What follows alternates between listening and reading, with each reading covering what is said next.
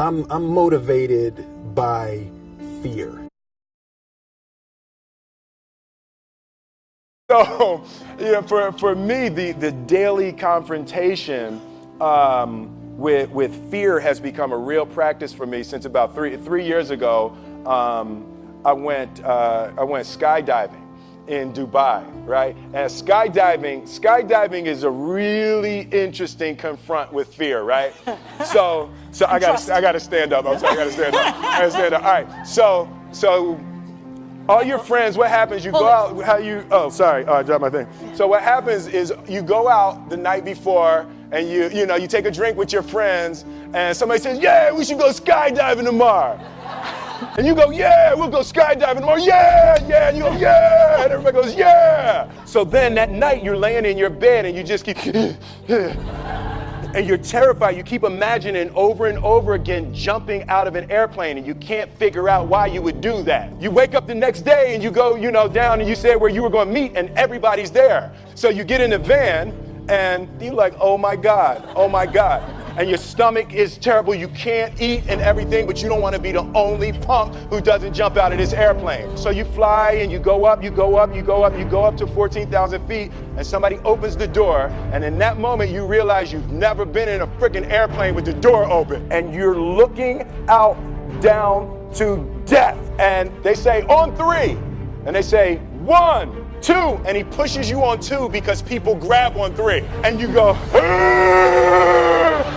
And you fall out of the airplane, and in 1 second, you realize that it's the most blissful experience of your life. You're flying.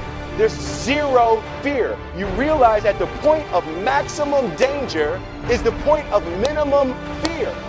It's bliss. Why were you scared in your bed the night before? What do you need that fear for?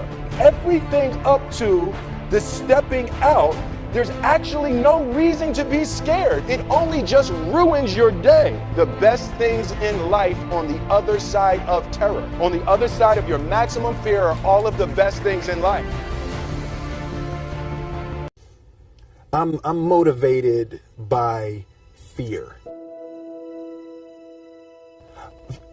Fear of fear. I hate being scared to do something. It's very simple. This is what I believe, and I'm willing to die for it. Yeah. Period. You can't be scared to die for the truth. The truth is the only thing that's ever going to be constant. And you can't fear what might happen to you if you were to tell the truth. Because what happens to you if you don't tell the truth is worse than telling the truth will ever be. The first step before anybody else in the world believes it is you have to believe it. There's no reason to have a plan B because it distracts from plan A.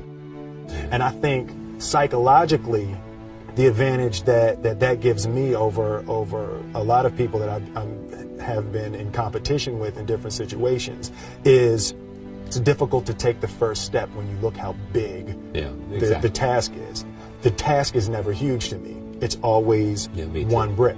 I believe, and I learned very young, that you don't try to build a wall. You don't set out to build a wall. You don't say, I'm going to build the biggest, baddest, greatest wall that's ever been built. You don't start there. You say, I'm going to lay this brick as perfectly as a brick can be laid. There will not be one brick on the face of the earth that's going to be laid better than this brick that I'm going to lay in this next 10 minutes. And you do that every single day. And soon you have a wall. And soon you have a wall. I've never really viewed myself as particularly talented. Where I excel is ridiculous, sickening work ethic. You know, while the other guy's sleeping, I'm working. While the other guy's eating, I'm working. The separation of talent and skill is one of the greatest misunderstood concepts for people who are trying to excel, who have dreams, that want to do things. Talent you have naturally. Skill is only developed by hours and hours and hours of beating on your craft. I always knew that I could work hard enough. There wasn't an issue with discipline, or there wasn't an issue with the ability to sacrifice or the willingness to sacrifice. There's no easy way around it. No matter how talented you are, your talent is going to fail you if you're not skilled. You know, if you don't study, if you don't work really hard and dedicate yourself to being better every single day. This one year, my father had his shop, and he decided for whatever reason that he wanted a new wall on the front of his shop. So he tore down probably about 16 feet high and probably about 30 feet long. He just completely tore the wall down, and my brother and I had to dig a 6-foot hole. We for the foundation. For the foundation. Right. We would mix in the concrete by hand. A year and a half. We were building this wall for a year and a half. Every day after school, we would come and mixing concrete, putting it in the hole, doing it, and it was just myself and my little brother. And I remember standing back, looking at that wall, saying, there's going to be a hole here forever. A year and a half later, we laid the final brick. And my father stood back with my brother and I know he planned this. He says he didn't, but I know he had been planning this and writing this for his for the past 2 years. But we stood back, we looked at the wall, and he looked at me and my brother and said, "Don't y'all never tell me that you can't do something," and walked into the shop. As a child, my parents always told me you could be whatever you want to be. You could do whatever you want to do. And you know, that office, that position, the highest office on the face of the earth, it was something I heard my parents saying it, but I didn't totally believe it. Yet I went out in the world and I carried myself and I held my head high and I stood there and I looked people in their eyes and I talked to people as if I was deserving of everything that this planet has to offer. I really want to say to children out there and to people who are watching, Confucius said one time, he who says he can and he who says he can't are both usually right.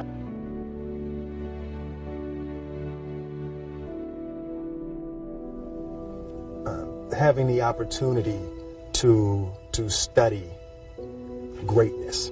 Anytime you have that opportunity, there are certain intricacies that will make clear who you are. It becomes that much more clear who you are. The definition of who I am is very clear to me, and it also redefines who I want to be, in that I know for a fact that I'm stronger than I thought I was. You know, you can't help but ask yourself the question, what would I do if I was in Muhammad Ali's shoes?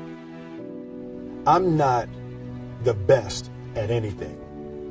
You know what I mean? Eddie Murphy is funnier than I'll ever be. Denzel is more powerful than I'll ever be. I think that my strength is I can do everything well. You know, I can do a little bit of everything, and that's what I concentrate on to be my strength. I'll never be able to compete with Denzel. I enjoy connecting with people and ideas, and you know, I have a mission statement. So every year for probably the past 10 years, I've worked out a mission statement for myself.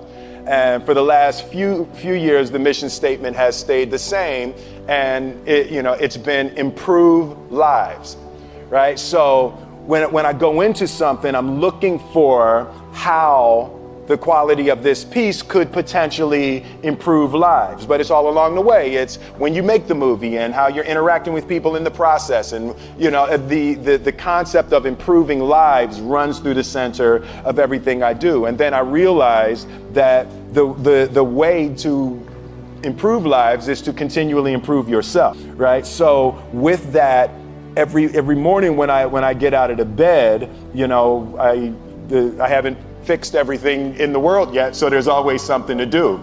I want my life, I want my work, my family. I want it to mean something. If you are not making someone else's life better, then you're wasting your time.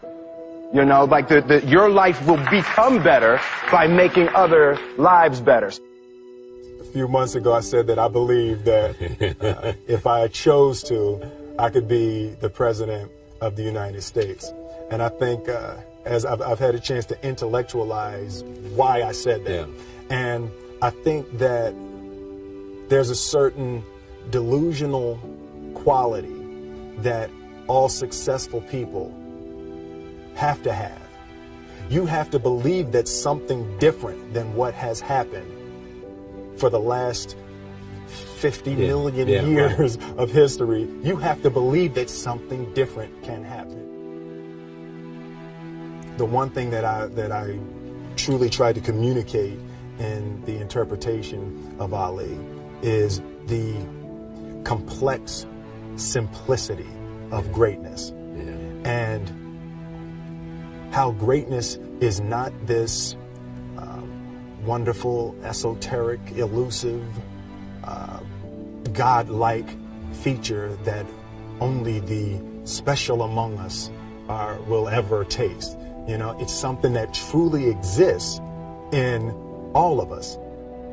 Loss is bound to joy. Like pain and suffering are bound to joy. The being able to survive something is actually a big part of being able to find that next wave of joy. You appreciate smaller things.